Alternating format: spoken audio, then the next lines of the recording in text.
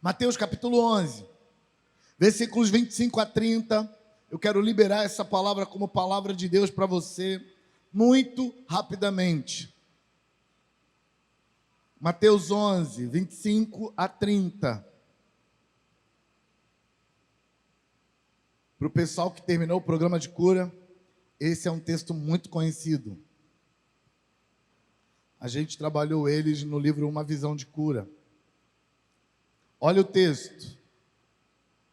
Naquela ocasião, Jesus disse: Eu te louvo, Pai, Senhor dos céus e da terra, porque escondestes estas coisas dos sábios e cultos e as revelastes aos pequeninos. Diga assim: revelaste aos pequeninos. Deixa essa palavra fazer sentido para você. Diga: revelaste aos pequeninos. Versículo 26. Sim, ó Pai, pois assim foi do teu agrado. Todas as coisas me foram entregues por meu Pai. Ninguém conhece o Filho a não ser o Pai, e ninguém conhece o Pai a não ser o Filho, e aqueles a quem o Filho o quiser revelar. Versículo 28. Venham a mim, todos os que estão cansados e sobrecarregados, e eu lhes darei descanso. Tomem sobre vocês o meu jugo e aprendam de mim, pois sou manso e humilde de coração, e vocês encontrarão descanso para as suas almas, pois o meu jugo é suave e o meu fardo é leve. Venham a mim, todos os que estão cansados e sobrecarregados. Eu me converti muito novinho. E finalzinho da infância, início da adolescência, eu costumava ir para a rua com os irmãos do evangelismo, com uma caixinha de som e um violão, ia para a praça para pregar. E a caixa de som parecia o carro da pamonha, sabe? Com aquele som anasalado, pamonha, pamonha, era mais ou menos assim, o som da caixa. Mas era muito legal.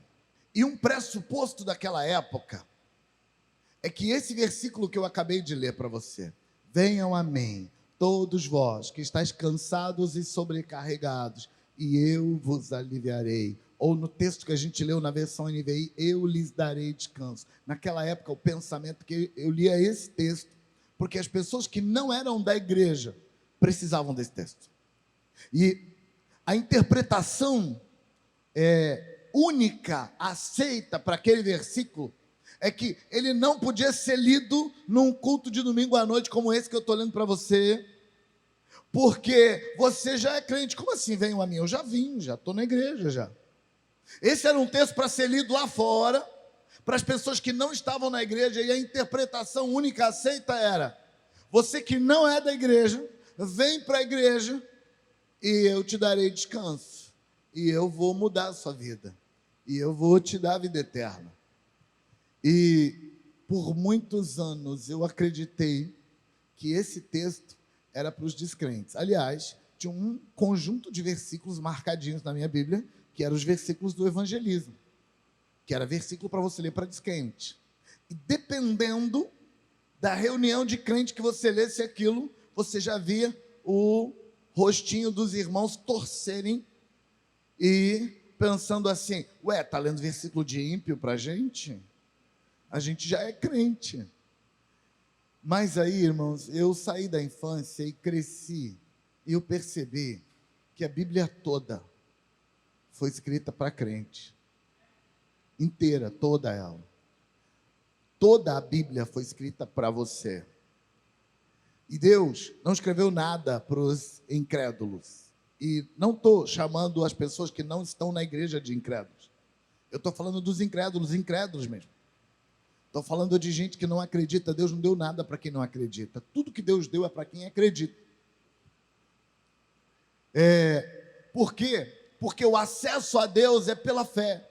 Não tem nada para quem não tem fé. Deus não está, escuta isso, Deus não está lutando para convencer quem não acredita a acreditar. Deus está dando o que Ele tem para quem já acredita.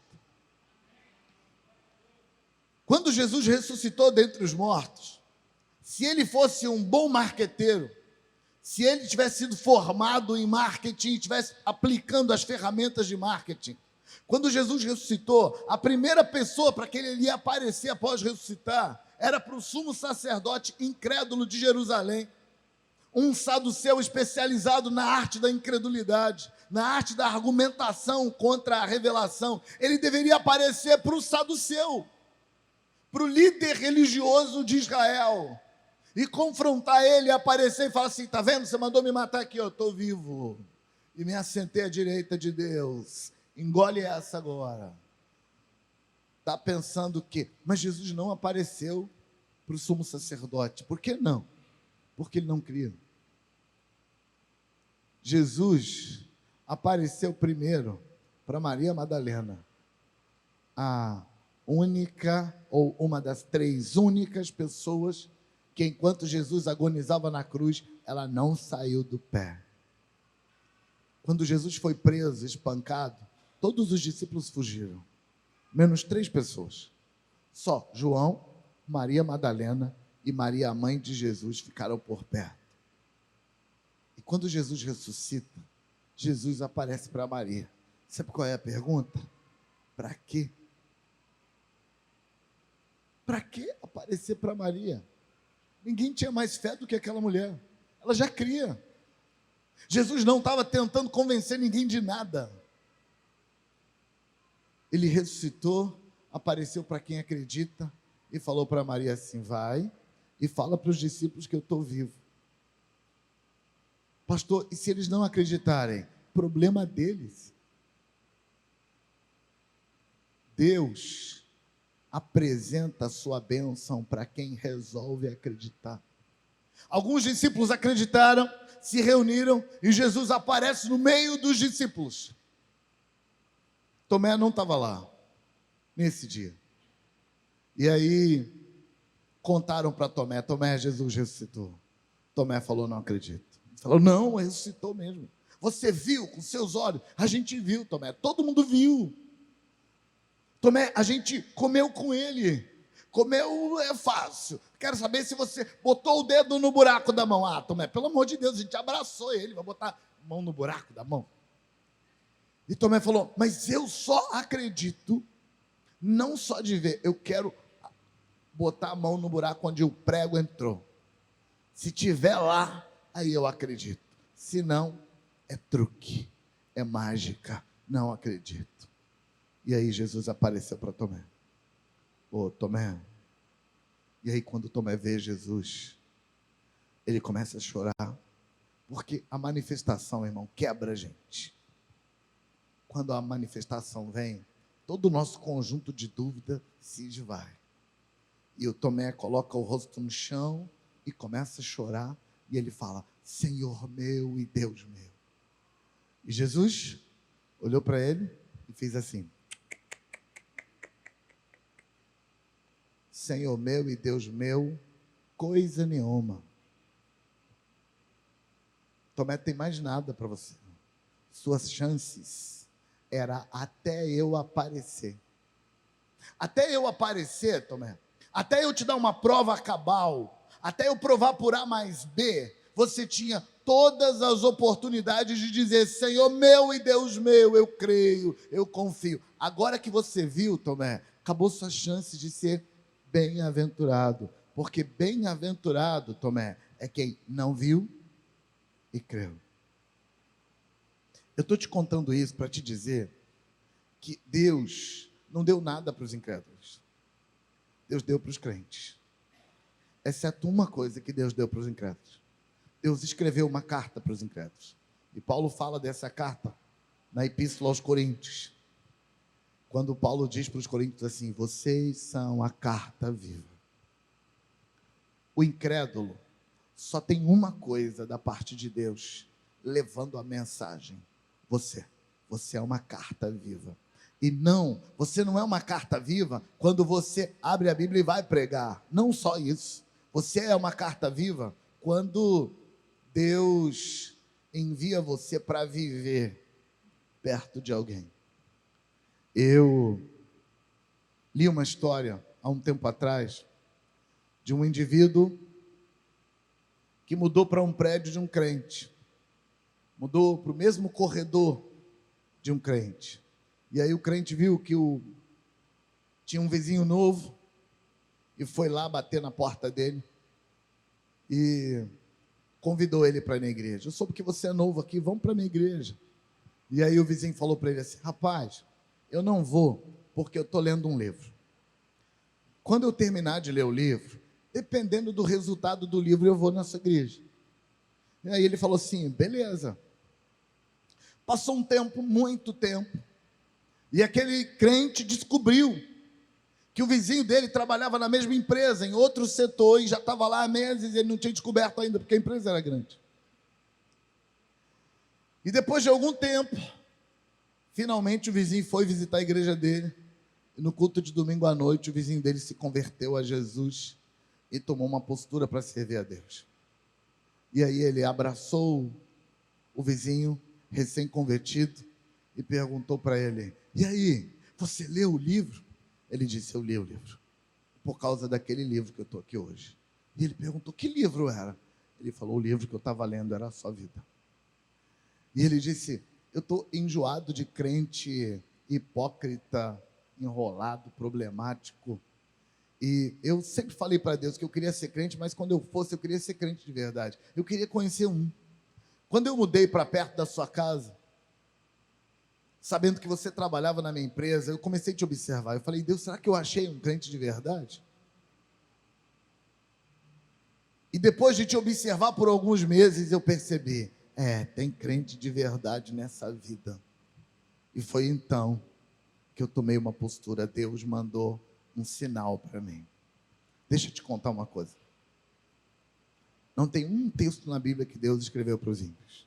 Nenhum. Todos os textos da Bíblia Deus escreveu para você. Mas Deus escreveu você para os incrédulos. Os incrédulos vão ver Deus na sua vida todo dia. Todo dia. Como você vive, como você compra, como você paga, como você convive, como você fala, como você anda. Você é a carta para o incrédulo. O incrédulo não vai ver outra coisa. Ele vai ver você sendo gente de Deus andando por aí. Esse texto não é para os incrédulos, como eu imaginava na minha infância. Esse texto é para você. E o que esse texto diz para você? Esse texto diz que Deus quer preparar você, quer resolver suas pendências psicológicas, para que você seja a carta dele lá fora. Tem questões aí dentro que, embora você seja de Deus, você aceitou Jesus, você se tornou uma nova criatura, mas ainda tem questões aí dentro que não foram resolvidas. Pastor, mas como pode eu ser de Deus? Como pode eu ser nascido de novo? Como pode eu ser uma nova criatura e ainda ter questões aqui dentro que eu não resolvi? Então, o processo, irmãos, de crescimento é igual na vida. A Bíblia chama a nossa conversão a Deus de novo nascimento. Significa que você nasceu de novo quando você conhece a Jesus. Mas quem nasce, não nasce pronto. Ninguém aqui nasceu pronto. Quando você nasce por terminar. E aí, você passa algum tempo investindo nessa criatura para que ela cresça. E alguns de nós, irmãos, não entendeu isso. Não entendeu que o novo nascimento não faz a gente nascer pronto. E alguns de nós não entendeu que é preciso um investimento pesado, persistente, contínuo, para fazer um processo de crescer, de avançar. Por isso que esse texto é para nós. E esse texto diz duas coisas importantes. A primeira dela é: quando você estiver em crise, vem a mim que eu te descanso. E Aliás, esses últimos tempos, o clima espiritual no planeta tem pesado. E como tem pesado, tem havido muitas crises. Crise de ansiedade, crise de medo, crise de culpa, crise de necessidade de controle, crise de medo do futuro. Porque está tudo muito inseguro no mundo. Mas não é só porque o mundo está inseguro, é porque tem peso demoníaco operando. Infelizmente eu não dou conta hoje, porque o nosso tempo está apertado, de explicar para você o que eu quero dizer com tem um peso demoníaco operando no mundo. Mas dá para você imaginar, ter uma ideia do que é isso. Tem uma energia ruim apertando o mundo. E essa energia ruim está despertando o pior das pessoas. Se você tem tendência para ira, você deve estar notando que você está mais irado ultimamente. Se você tem tendência para autocomiseração, para ter peninha de si mesmo, a sua vítima está a nível hard nesse tempo. Se você tem tendência para ansiedade, você está muito ansioso ultimamente. Jesus está dizendo, quando você tiver uma crise, quando você conseguir reconhecer que você está cansado e sobrecarregado, venha até a mim que eu alivio você. Como é que eu vou até Jesus? Indo diante dele, sentando, ajoelhando, ficando de pé, encostando na parede, mas indo até ele e orando, dizendo, Deus, eu estou no meio da crise, me socorre, você me prometeu. Ele te socorre. Quantas vezes você vem para o culto sufocado, parece que a respiração não funciona de tanta tensão emocional, e depois que Deus libera uma palavra através de um cântico, através de uma mensagem profética, através da palavra das ofertas, através da pregação, você volta para casa assim, Mas o texto não para aí. O texto diz, vinde a mim quando você estiver cansado e sobrecarregado, que eu te alivio. Mas ele continua mudando para uma segunda fase. Você vem a mim porque está cansado e sobrecarregado, mas isso não resolve você inteiro, só resolve sua crise. É isso que faz muitos crentes ficarem mal. No meio da crise ele vem para Jesus, Jesus alivia. Aí uma semana, 2 semanas depois ele está em crise de novo. Aí ele fica perguntando, por que voltou se Jesus me curou lá? Ele curou a crise. A receita de Deus para curar tudo é diferente. A receita de Deus está no texto. Não é só, vinde a mim quando você estiver cansado e sobrecarregado que eu vou te aliviar. Você precisa de mais. Tomai sobre vós o meu jugo e aprendam de mim que sou manso e humilde de coração, e então encontrareis descanso para as vossas almas. A palavra descanso aparece, ou a ideia de descanso aparece 2 vezes nesse texto. Aparece a primeira vez quando ele diz, vem a mim que eu te dou descanso. Aparece na segunda vez quando ele diz, vocês encontrarão descanso para as suas almas, quando? Quando você tomar sobre você o meu jugo e quando você aprender de mim mansidão e humildade. O jugo que aparece nesse texto é uma referência a treinamento, condicionamento. Jugo, nas escrituras, é aquela canga colocada no pescoço do animal para ele puxar o arado. Quando um animal não tinha treinamento, era um animal destreinado, ele não servia para o arado, colocava-se esse animal atrelado a um outro animal, que é o que aparece na Bíblia algumas vezes com o jugo desigual. Desigual porque o boi treinado está arrastando o boi destreinado. E esses 2 bois vão fazer o trabalho na marra, até que o boi destreinado esteja treinado. Quando Jesus diz, tomai sobre vós o meu jugo e aprendei de mim, ele está dizendo que resolver a alma ferida, resolver a alma machucada, resolver os traumas que impedem você de ser a carta viva de Deus para o mundo, resolver isso é uma questão de processo. Por isso, nosso programa de cura é um processo. Por isso, a gente não chama de curso de cura interior, a gente chama de programa, porque programa fala de treinamento, de condicionamento. Implica em mudar o padrão de comportamento de uma pessoa, treinando ela insistentemente, repetindo exercícios que mudam o padrão de comportamento, repetindo comportamentos novos e abandonando comportamentos velhos através do treinamento, através de receber a unção de Deus, de receber a palavra de Deus, de receber a comunhão dos santos. Essa unidade vai liberando unção e Deus vai tratando a gente aos poucos. Mas o que esse texto convida a gente a ver é que o primeiro passo para isso começa com: vinde a mim os que estão cansados e sobrecarregados. O primeiro passo para isso, para receber de Deus, é admitir: tem alguma coisa errada aqui e eu quero deixar Deus consertar. Uma das coisas mais complicadas, irmãos, para a gente deixar Deus tratar, é porque a gente é crente de verdade. Deixa eu te contar, Satanás buzina no seu ouvido todo santo dia, te dizendo que você é uma fraude. Por que você é uma fraude? Porque você perdeu a paciência com seu filho.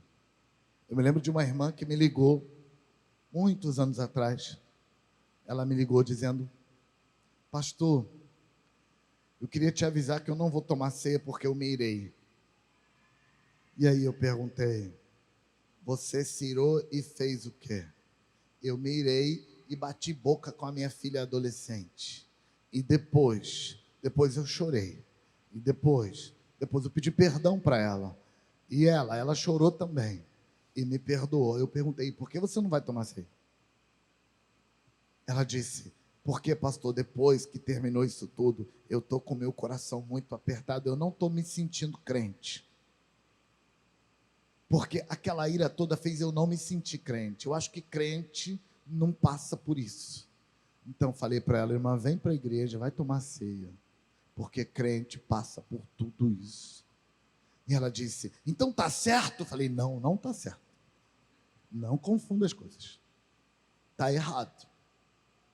E é por isso que é preciso tratar. Mas você é crente.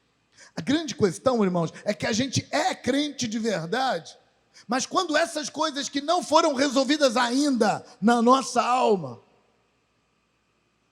toca numa pessoa perto de você e diga para ela assim: essas coisas não foram resolvidas ainda.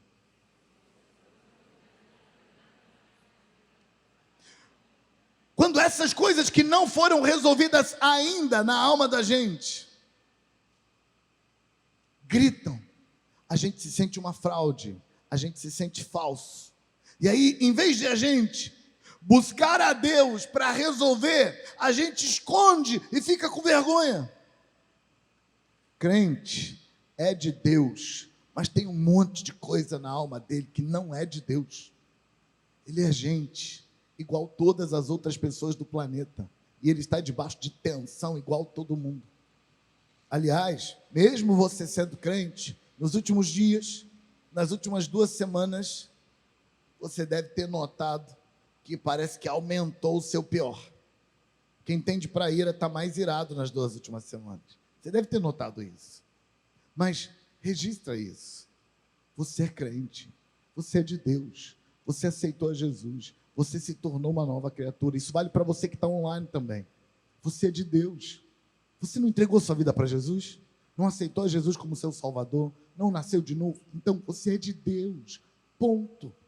Pastor, mas essas coisas que tem para resolver, vamos resolver. É aqui que entra a fala de Jesus.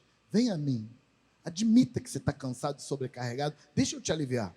Mas depois que eu te aliviar, não para aí não. Vamos entrar num processo e reestruturar essa alma sua. É para isso que serve o programa de cura. E o desafio de Deus hoje, porque eu vou terminar agora.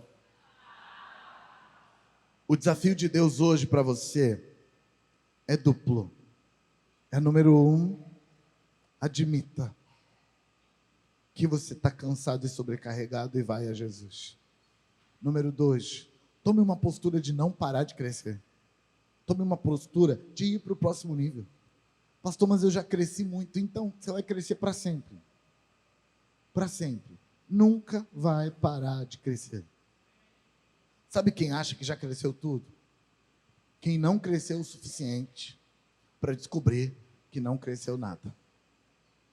A pessoa que acha cresceu, já está no nível, significa que ela não abriu a mente ainda para perceber que vai crescer para sempre. Tem uma fala que está na conta do filósofo Sócrates. Uma coisa sei, que nada sei. Quando Sócrates disse isso, é claro que ele não estava dizendo que ele não sabia de nada, porque ele era o filósofo, o Sócrates. Então é claro que ele sabia das coisas. Mas o que ele queria dizer é uma coisa que qualquer pessoa que se dedica de verdade a pesquisar profundamente qualquer tema, assim que ele atinge um nível de conhecimento grande, ele percebe, meu Deus, eu vou ter que estudar para todo, sempre, e nunca vou chegar no final disso. Quando uma pessoa arranha a superfície de qualquer assunto, quando ele está só começando a entender aquele assunto, ele fica soberbo e acha que sabe tudo.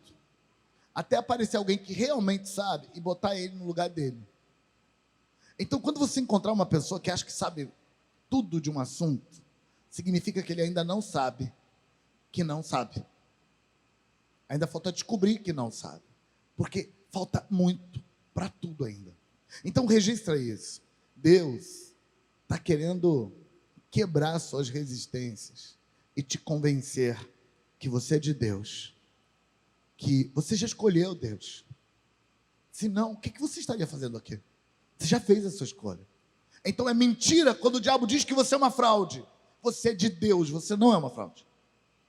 Mas é preciso continuar crescendo. Continuar crescendo. Continuar crescendo.